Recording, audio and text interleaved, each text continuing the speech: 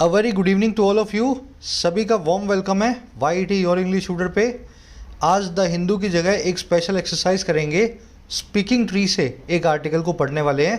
Power of ethics इसका title है। Speaking tree आप जानते हैं Times of India, Indian Express का एक सेक्शन होता है जिसमें आपको मोरालिटी, एथिक्स, डिविनिटी, गॉड, है ना, इस तरह के आर्टिकल्स आपको मिलते हैं। पढ़ने में थोड़े से मुश्किल होते हैं। चलिए आज का क्विज है आपका। इस आर्टिकल में जो भी आप सीखोगे ग्रामर, वोकैबुलरी, इस क्विज पे आपको अप्लाई करना है। सॉल्यूशंस क्लास के लास्ट में करवाऊंगा, एक ट्राई इसको अभी दे सकते हो। चलिए क्लास को शुरू करेंगे, आइए कुछ नया सीखते हैं।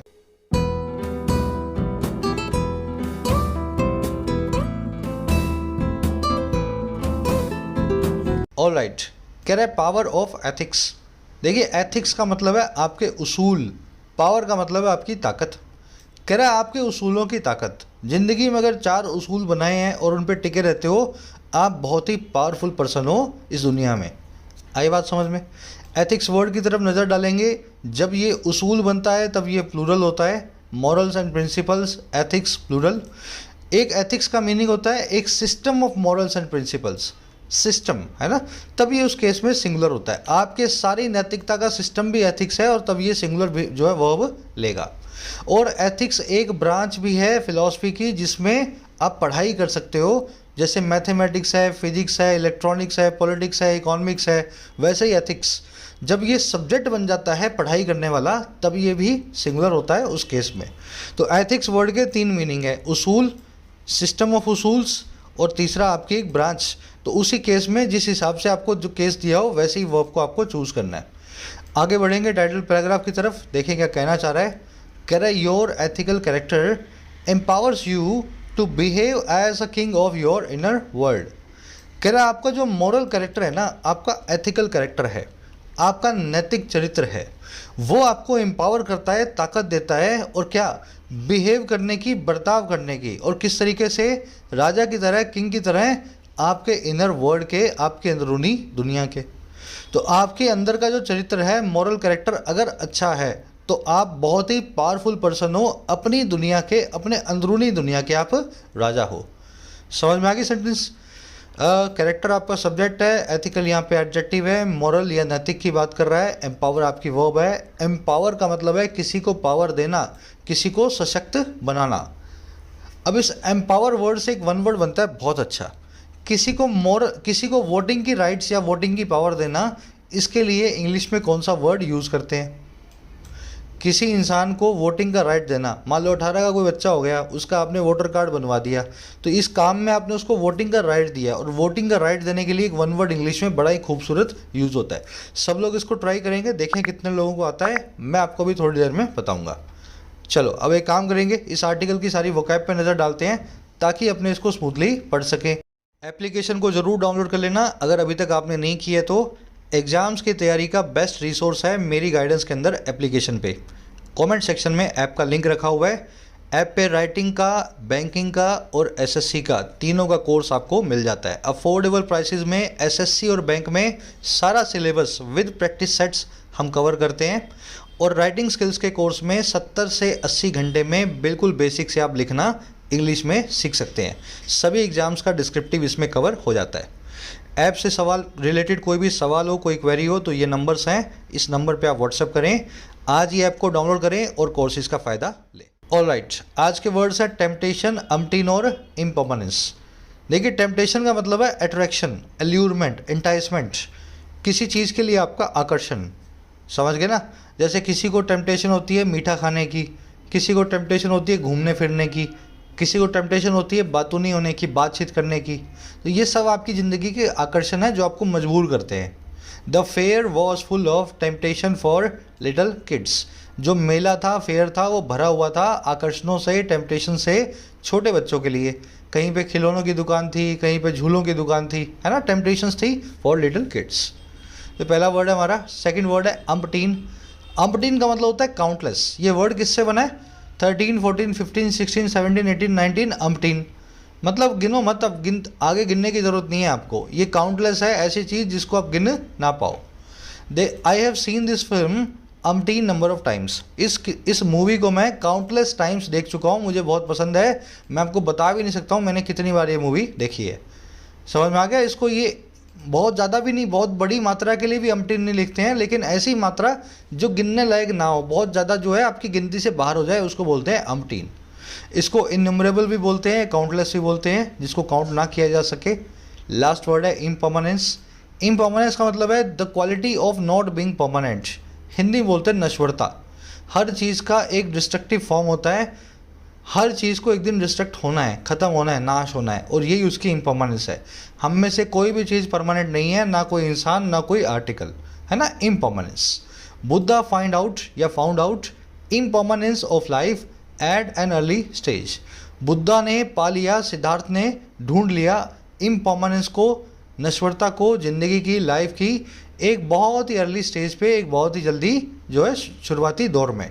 समझ में ना, उसको बहुत छोटी एज में पता लग गया कि लाइफ जो है इम्परमानेंट है, नश्वर है जीवन। तो ये एक वर्ड आज आप आर्टिकल में देखेंगे। इसके दो अच्छे सिनोनिम्स हैं, एफेमरलिटी और इंट्रांसियंस, है ना। अगर याद रहें तो ठीक है, याद करने की कोशिश करो, दो सिनोनिम्स इसके, कभी कभी ये वर्ड्स भी आप देखेंगे। चलिए आ जाओ आर्टिकल पे, एक समरी आपको दे दें किस बारे में लिखा हुआ है। ये वर्ड मैंने जो आपसे पूछा था, किसी को वोटिंग का राइट देना, इसके लिए सही वर्ड होता है एन प्लस में फ्रेंचाइजमेंट, ठीक है, एनफ्रेंचाइजमेंट, वोटिंग का अधिकार देना, और किसी से अधिकार ले लेना वोटिंग का, तो इसका बिल्कुल उल्टा कर दो, डिस एनफ्रेंचाइजमेंट। ये दो वन वर्ड्स हैं इंग्लिश में, आप एग्जाम्स में भी ऐसे वर्ड्स देखते हों। समरी देखो, ये इसकी दो बातें इसमें बताई गई हैं आपको। पहली चीज़ कि अगर आपकी ज़िंदगी में कोई मूल्य हैं, कोई उसूल हैं और आप उन पे चलते हैं, तो आप बड़े ही बैलेंस टाइप के पर्सन हैं। आप खुश मिजाज हैं, आपकी रिलेशनशिप्स बहुत अच्छी हैं, आसपास के लोग भी सेल्फ सेटिस्फाइड हैं, आप बिल्कुल भी मिजरेबल नहीं हो, बिल्कुल भी अंदर से परेशान नहीं हो, ठीक है। अगर आपके पास एक मॉरल कैरेक्टर है, चार उसूल आपके बने हुए हैं और आप उन पे चलते हो तो। दूसरी चीज़ ये बता रहा है कि आजकल खुशी को ढूंढने की होड़ चली है, वेस्टर्न कल्चर से ये होड़ आई है, लेकिन इस होड़ का सेंटर हमने बना दिया है पैसे को। थोड़े टाइम के बाद हमें इस चीज़ के बारे में पता लगता है कि पैसे से मिलने वाली खुशी की एक सीमा है, एक लिमिट है, लेकिन एथिकल कैरेक्टर की कोई भी सीमा नहीं है। अगर ज़िंदगी में उसूल है और उन पे अगर आप चल गए ना, तो जो खुशी आपको अंदरूनी मिलेगी, वो खुशी पैसा आपको कभी भी नहीं दे सकता। बस ये दो चीज़ें इस आर्टिकल में बताई गई हैं। आज की टोन है फिलॉसफिकल, फिलॉसफी के हिसाब से आपको कुछ समझाने की कोशिश कर रहा है। चलिए शुरू करें आर्टिकल को, बहुत इंटरेस्टिंग है। कह रहा है there are umpteen examples of people who despite attaining superb heights have made their lives miserable by compromising their moral character and seeing money as a source of security and power। कह रहा है ऐसे अम्टीन examples हैं, अम्टीन मतलब countless, जिनको count नहीं कर सकते, इननंबरेबल। कह रहा है ऐसे बहुत सारे एग्जाम्पल्स हमारे पास हैं, उदाहरण हमारे पास हैं लोगों के, ऑफ पीपल। और कौन से लोग हैं? कह रहे हैं वो लोग जो बावजूद अटेन कर लेने के, डिस्पाइट अटेनिंग, बावजूद पा लेने के बहुत ऊंची ऊंचाइयों को, सुपर्ब हाइट्स को, कह रहे उन्होंने बावजूद अच्छी अच्छी ऊंचाइयों पे पहुंचने के बना लिया है अपनी ज़िंदगियों को बड़ा ही मिजरेबल, बड़ा ही ख़राब। और कैसे बनाया है? कॉम्प्रोमाइज़ करके अपने मॉरल कैरेक्टर पे। कॉम्प्रोमाइज़ करना आप जानते हैं, मॉरल कैरेक्टर का मतलब होता है आपका नैतिक चरित्र। अपने नैतिक चरित्र के साथ कॉम्प्रोमाइज़ करके उन्होंने ऐसा किया है। और दूसरा, देख करके पैसे को, मनी को एक सोर्स की तरह, एक स्रोत की तरह जो है सिक्योरिटी का और पावर का, जो है सुरक्षा और ताकत का। तो ऐसे बहुत सारे एग्जाम्पल्स आपको मिलेंगे। दुनिया में बहुत अमीर आदमी है ना, बहुत कुछ इसने पा लिया है, बड़ा नाम पाया है, लेकिन अंदर से बड़ा मिजरेबल है, बड़ा परेशान है, डिप्रेशन का शिकार है, क्योंकि पैसे के पीछे भागा सारी ज़िंदगी और मॉरल कैरेक्टर को कॉम्प्रोमाइज़ कर लिया, अपने उसूल तोड़ करके पैसे को कमाया। एग्जाम्पल्स की वर्ब है आर, हु की वर्ब है हैव मेड, हु आया है पीपल के लिए, अम्टीन मतलब काउंटलेस, डिस्पाइट का मतलब है बावजूद, मिजरेबल का मतलब है जिस पे आपको दया आ जाए। ऐसी इनकी ज़िंदगियाँ हैं कि आपको इनकी ज़िंदगी देख करके इन लोगों पे शायद दया भी आ जाए। दो काम करके इन्होंने ऐसा किया है, by compromising and by seeing. By preposition के दोनों ऑब्जेक्ट हैं, इसलिए दोनों को वर्ब के आईएनजी फॉर्म में लिखा गया है। चलो आगे बढ़ते हैं, एक स्ट्रक्चर आपको करवा दें, डिस्पाइट प्लस में वर्ब की आईएनजी फॉर्म। देखिए डिस्पाइट का मतलब है बावजूद, इसको इंस्पाइट ऑफ या नॉट विथस्टैंडिंग भी बोलते हैं। डिस्पाइट के बाद में कभी ऑफ नहीं आता, इंस्पाइट के बाद हमेशा ऑफ आता है। अब इसकी एक स्ट्रक्चर बनती है डिस्पाइट से, इन तीनों से बन जाएगी, बावजूद ऐसा करने के और बावजूद ऐसा होने के। आ रही है बात समझ में? बावजूद ऐसा करने के, बावजूद ऐसा होने के। अगर आप बावजूद ऐसा करने की बात करोगे तो डिस्पाइट प्लस में वर्ब की आईएनजी फॉर्म, बावजूद ऐसा होने की बात करोगे तो डिस्पाइट प्लस में वर्ब नहीं होगी इस केस में। इस केस में आपको लिखना पड़ेगा बीइंग। अब मैं आपको समझाता हूँ प्रैक्टिकली ये स्ट्रक्चर कैसे यूज़ होती है। एग्ज़ाम में टॉप करने के बावजूद मनोज अच्छी नौकरी नहीं ढूंढ पाया। एग्ज़ाम में टॉप करने के बावजूद, तो बावजूद एग्ज़ाम में टॉप करने के, ठीक है, तो मैं लिखूँगा डिस्पाइट टॉपिंग। देखो वर्ब की आईएनजी फॉर्म यूज़ कर रहा हूँ, टॉप करना मतलब topping. Despite topping the exam, हुआ क्या? Manoj could not find a good job. तो ये स्ट्रक्चर आपको इस तरीके से यूज़ करनी है, डिस्पाइट टॉपिंग द एग्ज़ाम, ठीक है। बस यही स्ट्रक्चर यहाँ भी यूज हुई है, डिस्पाइट अटेनिंग सुपर हाइट्स। अब इसको थोड़ा सा और आगे बढ़ा रहा हूँ। मान लो कोई एक्शन ना दिया हो, कोई स्टेट दी हो, एग्ज़ाम में टॉपर होने के बावजूद मनोज अच्छी नौकरी नहीं ढूंढ पाया। अब देखो मनोज ने कुछ किया नहीं है, मनोज एग्ज़ाम में टॉपर है, इसमें कोई वर्ब यूज़ नहीं होगी, इसमें वर्ब आएगी लिंक वर्ब। आप लिखोगे despite being the topper Manoj, आगे पूरा चलने देना, could not find a good job, ठीक है, वो कंटिन्यू रहेगा। तो यहाँ पे कोई वर्ब नहीं है, तो होने की बात हो रही है, तो हमने लिख दिया डिस्पाइट बीइंग। तो ये स्ट्रक्चर हमेशा याद रखना, कुछ करने की बात हो तो डिस्पाइट प्लस में वर्ब की आईएनजी फॉर्म, कुछ होने की बात हो तो डिस्पाइट प्लस में सीधे सीधे आप लिखेंगे बीइंग। कह रहे such people fail to understand that our only source of security is our ability to be ethical. कह रहा है ऐसे लोग फेल हो जाते हैं, नाकामयाब हो जाते हैं समझने में, इस चीज़ को अंडरस्टैंड करने में कि हमारा अकेला जो सोर्स है, जो स्रोत है सिक्योरिटी का, सुरक्षा का, वो है हमारी एबिलिटी जो है एथिकल होने की, जो है मूल्यवान होने की। पीपल की वर्ब है फेल, सोर्स की वर्ब है इज। अगर ज़िंदगी में कुछ उसूल है और उन पे आप चलते हो तो आपके अंदर सेंस ऑफ सिक्योरिटी बहुत ज़्यादा होगा बजाय पैसे से। कहने का मतलब ये कह रहा है our relationships, attainments and life satisfaction get enhanced and secured when we enjoy good health, good reputation and good character। कह रहा है हमारी रिश्ते, हमारे अटेनमेंट और हमारा सेल्फ सेटिस्फेक्शन। अटेनमेंट का मतलब होता है उपलब्धियां, अचीवमेंट्स। सेल्फ सेटिस्फेक्शन आप जानते हैं अपने आप से सेटिस्फाई होने की क्वालिटी। कह रहा है ये तीनों चीज़ें ना इन्हांस हो जाती हैं और ज़्यादा बड़ी हो जाती हैं। कब? कह रहा है और सिक्योर हो जाती हैं, बड़ी ही सुरक्षित हो जाती हैं जब हम इंजॉय करते हैं इन चीज़ों को। पहली चीज़ है गुड हेल्थ, दूसरी है गुड रेपुटेशन, तीसरी है गुड कैरेक्टर। तीन चीज़ें अगर आपकी ज़िंदगी में है ना तो आपकी ज़िंदगी में सब चीज़ें बैलेंस में है। कहने का मतलब ये तीनों की वर्ब है गेट, इनहेंस का मतलब होता है बढ़ जाना, वी की वर्ब है इन्जॉय। अब एक ग्रामर कॉन्सेप्ट करेंगे फटाफट से। इन्जॉय एक ऐसी वर्ब है जिसका हमेशा एक ऑब्जेक्ट होगा। आपने कई बार देखा होगा ऐसा सेंटेंस एग्जाम में, दे इन्जॉयड इन द हॉलीडेज़, उन्होंने हॉलीडेज़ में इन्जॉय किया। तो इस सेंटेंस को गलत बताया होता है, समझ रहे हो मेरी बात को? They enjoyed in the holidays, actual में सेंटेंस कैसा है? ऐसा होना चाहिए they enjoyed themselves in the holidays. अब ये देमसेल्व्स कहाँ से आया? देमसेल्व्स आया दे से। अच्छा, इसको क्यों लगाया गया? इन्जॉय वर्ब को हमेशा अपना ऑब्जेक्ट आपको देना पड़ेगा। उन्होंने इन्जॉय किया था हॉलीडे में, किस चीज़ को इन्जॉय किया था वो तो लिखा नहीं हुआ। अगर वो चीज़ ना लिखी हो तो आप यूज़ करते हैं रिफ्लेक्सिव प्रोनाउन को। लेकिन फर्स्ट केस में देखो दे इन्जॉयड द हॉलीडेज़, इसमें इन्जॉय वर्ब के बाद में हॉलीडे नाम का नाउन रखा हुआ है। इस केस में देमसेल्व्स लिखने की ज़रूरत नहीं है। कन्फ्यूजन यही है, बच्चे पूछते हैं मुझसे स्टूडेंट्स, सर कभी कभी इन्जॉय के बाद में himself, myself, themselves, ourselves ऐसा आता है और कभी कभी नहीं आता। तो इसका रीज़न यही है, अगर इन्जॉय वर्ब का ऑब्जेक्ट हो तो इससे पंगे नहीं लेने हैं। अगर इन्जॉय वर्ब का कोई ऑब्जेक्ट ना हो, इसमें सीधे इन आ रही है प्रेपोजिशन, फिर इसका ऑब्जेक्ट आ रहा है, इन्जॉय का ऑब्जेक्ट कोई नहीं है, तो इस केस के अंदर आपको ऑब्जेक्ट बनाना पड़ेगा रिफ्लेक्सिव प्रोनाउन को। वैसे ही एक दूसरी वर्ब है introduce, the CM introduced in the party, the CM introduced his son in the party. Introduce को भी अपना ऑब्जेक्ट चाहिए, सीएम ने इंट्रोड्यूस किया पार्टी में, सीएम ने इंट्रोड्यूस किया अपने बेटे को पार्टी में, तो इस केस में तो बेटा ऑब्जेक्ट बन गया। फर्स्ट केस में इंट्रोड्यूस का कोई ऑब्जेक्ट नहीं है, तो आप लिखेंगे सीएम के हिसाब से हिमसेल्फ या हर सेल्फ। अगर सीएम कोई लेडी है तो हर सेल्फ, सीएम कोई जेंट्स है तो हिमसेल्फ। समझ में आ गई बात। रिफ्लेक्सिव प्रोनाउन आफ्टर इंजॉय और इंट्रोड्यूस वर्ब हमेशा यूज़ करें अगर ऑब्जेक्ट ना दिया हो। तो इस केस में तो इंजॉय वर्ब के 3 ऑब्जेक्ट दिए हुए हैं, गुड हेल्थ, गुड रेपुटेशन और गुड कैरेक्टर, जरूरत नहीं है। आगे आ जाओ नेक्स्ट पैराग्राफ पे। कह रहा है the power of ethics will stay for ever but not money और स्टेटस। कह रहा है आपके मूल्यों की ताकत हमेशा बनी रहेगी लेकिन पैसे की या स्टेटस की ताकत नहीं। Americans have on an average gotten much richer over the past decades than they were in previous generations.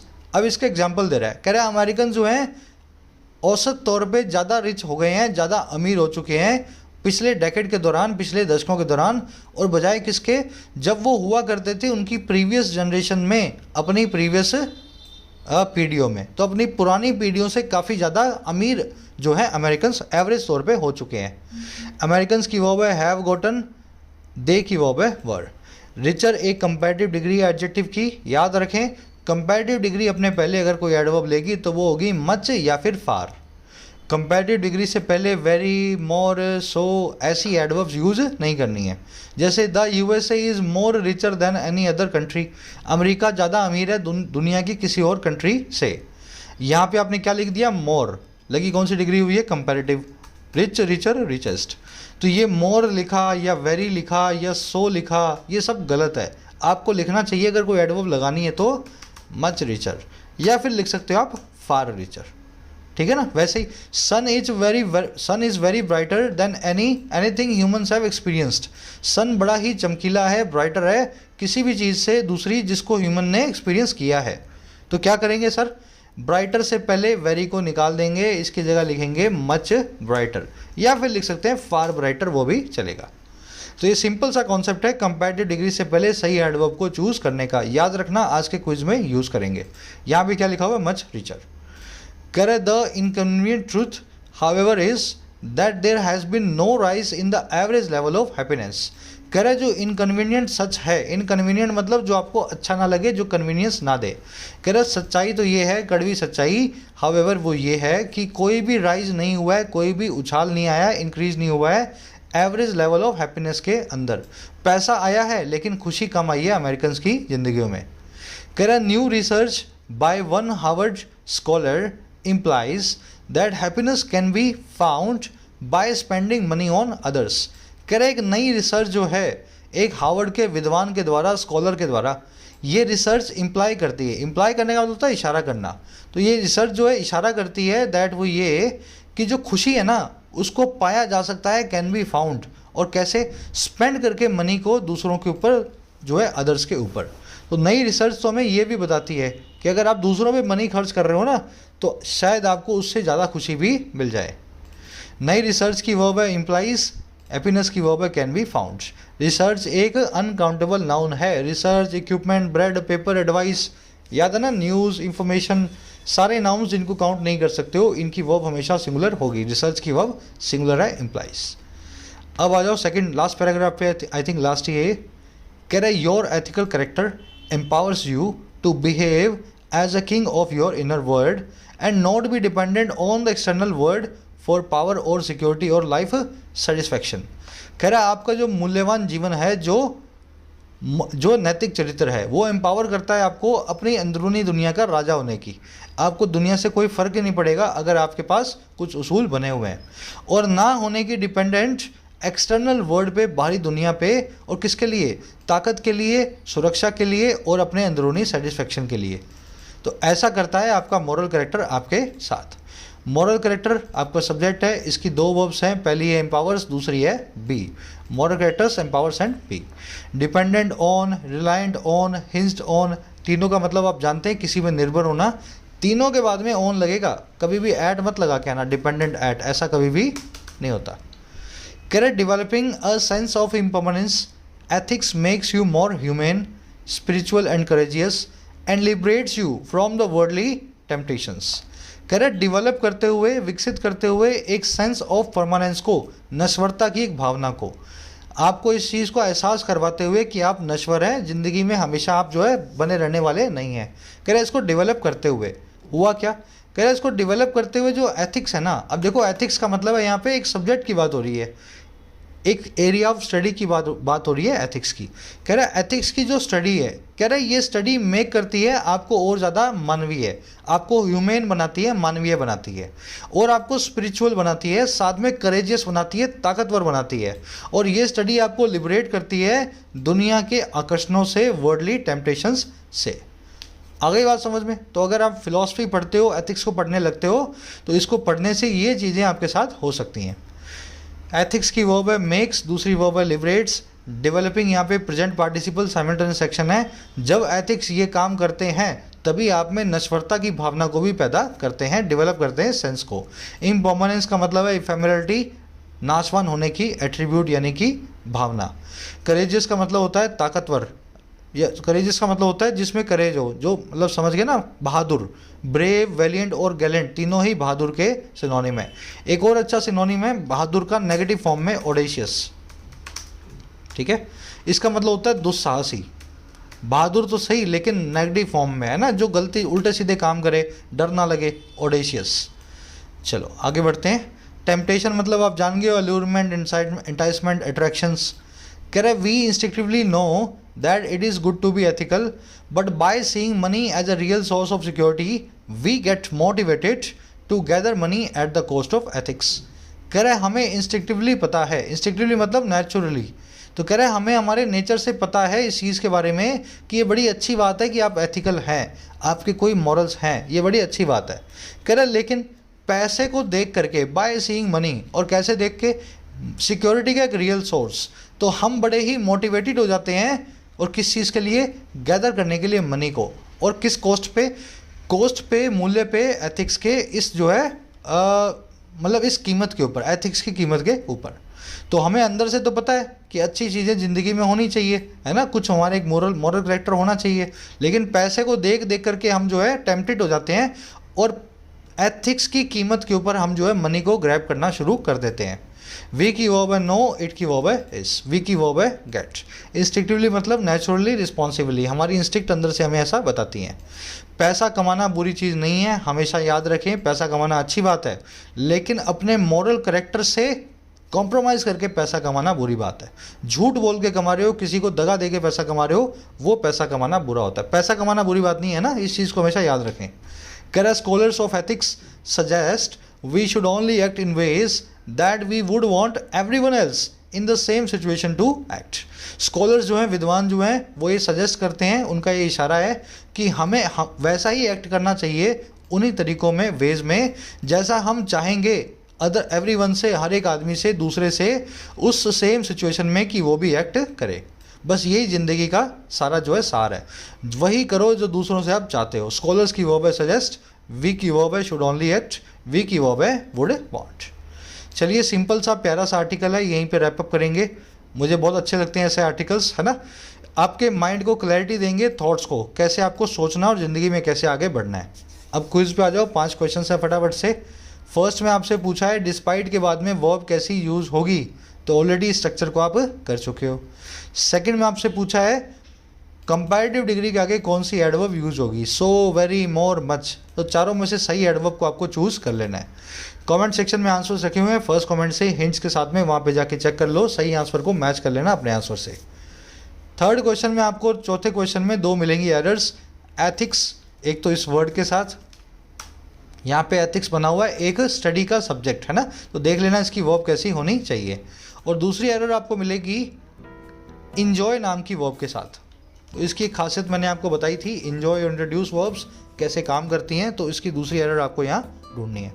Last में आपसे पूछा है अमटीन वर्ड, इसका सिनोनिम क्या होता है, सिमिलर, इम्पर्मानेंट, इनमरेबल या टेम्पटेशंस, तो ये भी ऑलरेडी आप जानते हो। बड़ा ही सिंपल सा क्विज है, सबके एक्सपेक्ट कर रहा हूँ 5 में से एटलीस्ट 4 मार्क्स आएंगे। फर्स्ट कमेंट में आंसर है, जाके चेक कर लो, मेरे आंसर से अपने मैच कर लेना। मुलाकात होगी नेक्स्ट क्लास में, एक लाइक और एक शेयर ज़रूर से देना। एप्लीकेशन पे कोर्सेज अवेलेबल हैं एसएससी बैंकिंग के, खास करके अगर प्रिपेयर कर रहे हो और अच्छे से करना चाहते हो, यू कैन जॉइन अस। कोई भी क्वेरी हो कोर्सेज से रिलेटेड, एसएससी बैंकिंग या राइटिंग का, इस नंबर पे व्हाट्सएप करें, मेरी टीम से बात करें। Until then signing out.